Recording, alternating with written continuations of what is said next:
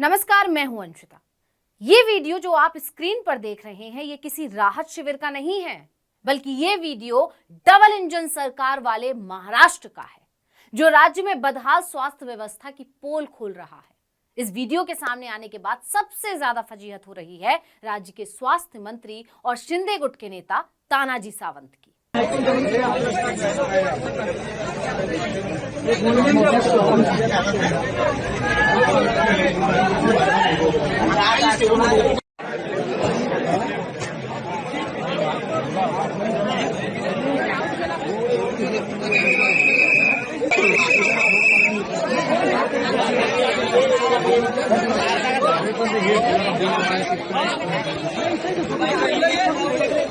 एकर सुद्धा हाऊसफुल झाला बरोबर एकर पूर्ण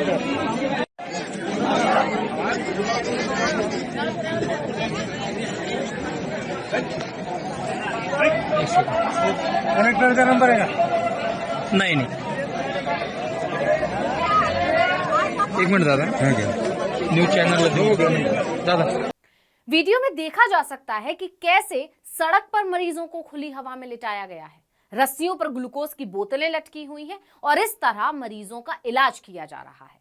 अस्पताल के बाहर सड़क पर इलाज करा रहे मरीजों की ये तस्वीर और वीडियो अब तेजी से वायरल हो रहे हैं। देश भर में महाराष्ट्र की चरमराती स्वास्थ्य व्यवस्था की चर्चा हो रही है। लोग कह रहे हैं ये है डबल इंजन का हाल। बीजेपी और उनकी सहयोगी पार्टियां सिर्फ मंदिर बनवाने और हिंदू मुस्लिम करने में लगी हुई हैं और बुनियादी जरूरतों पर इनका ध्यान ही नहीं है।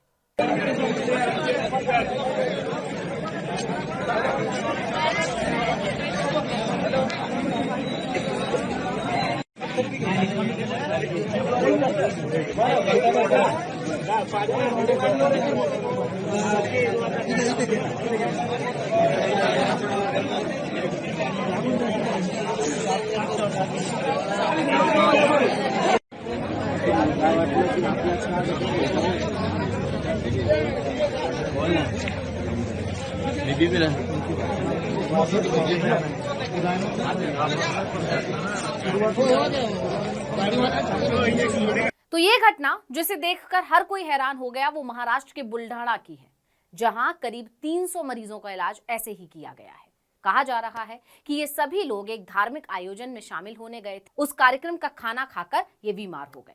लेकिन यहाँ सोचने वाली बात ये है कि अब घटना क्या है, मामला क्या है, कैसे ये लोग बीमार पड़े, ये सोचने वाली बात नहीं है, बल्कि सोचने वाली बात ये है कि राज्य के अस्पताल में 300 लोगों के इलाज की भी व्यवस्था नहीं है।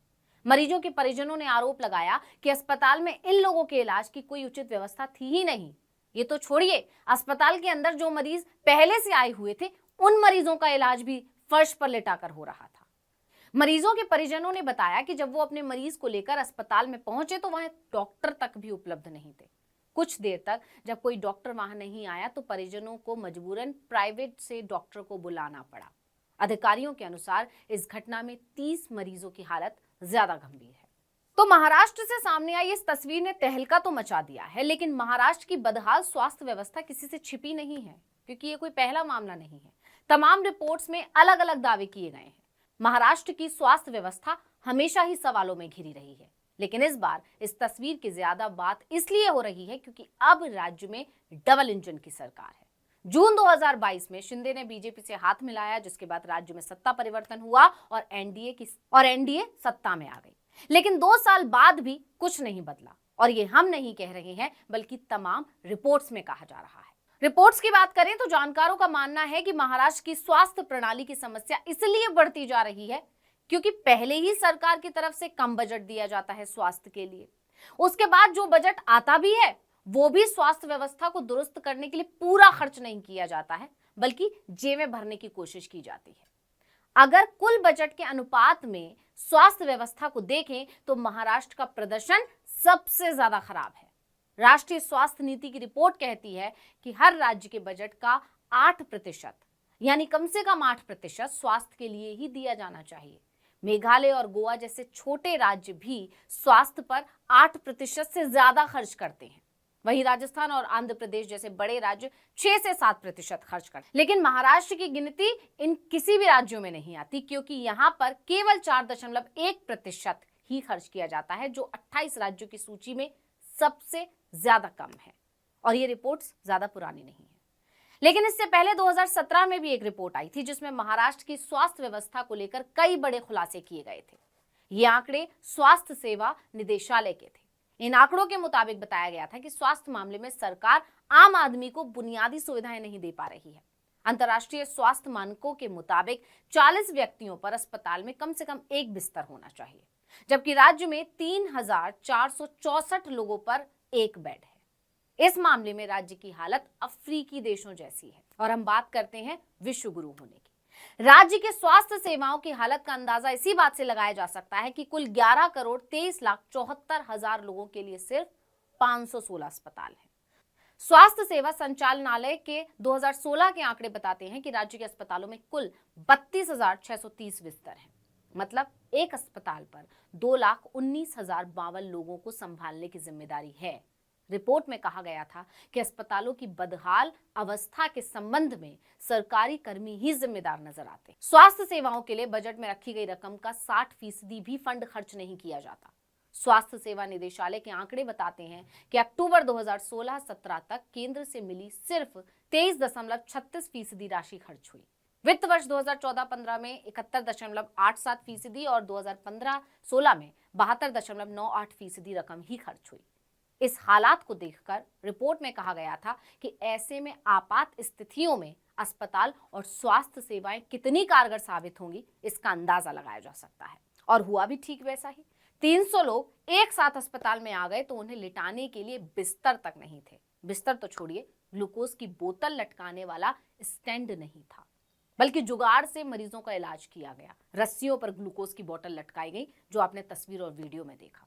जबकि ये आंकड़े तो कोरोना काल से पहले के हैं। यानी कोरोना काल में इतना बुरा हाल देखने के बाद भी महाराष्ट्र सरकार ने इसे गंभीरता से नहीं लिया, इस पर काम नहीं किया। खासकर तब जब राज्य और केंद्र दोनों जगह अब बीजेपी के नेतृत्व वाली एनडीए की सरकार है। लेकिन ये तस्वीर तो देखकर ऐसा लग रहा है कि डबल इंजन की सरकारें तो मौज काट रही हैं। दोनों ही जगह एक ही पार्टी है, तो कोई किसी की कमी नहीं बताएगा कि केंद्र सरकार राज्य सरकार पर नहीं डालेगी और राज्य सरकार केंद्र सरकार पर नहीं डालेगी, और भुगतेगी जनता। यानी महाराष्ट्र से सामने आई इस तस्वीर ने डबल इंजन की सरकार की फजीहत करवा दी है। लोग कह रहे हैं कि ये है डबल इंजन सरकार के फायदे। खासकर राज्य के स्वास्थ्य मंत्री की खूब धज्जियां उड़ रही हैं। लोगों का गुस्सा फूट पड़ा है। कह रहे हैं कि डबल इंजन सरकारों का विकास देख लो, ये हाल तो कोरोना में भी नहीं हुआ था।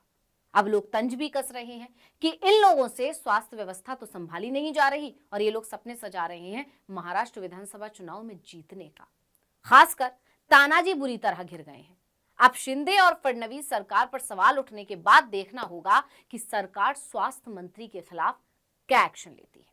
तो इस वीडियो में इतना ही। आपसे अनुरोध है, यूट्यूब पर हमारे चैनल आर्टिकल 19 इंडिया को सब्सक्राइब कीजिए, फेसबुक पर लाइक कीजिए, व्हाट्सएप पर फॉलो कीजिए। हमें बताइए आपको हमारा ये वीडियो कैसा लगा। आने वाले दिनों में हम और किन मुद्दों पर वीडियो बनाएं, ये भी जरूर बताइए। ट्विटर हैंडल है article19_India, इसे भी फॉलो कर लीजिए। नमस्कार।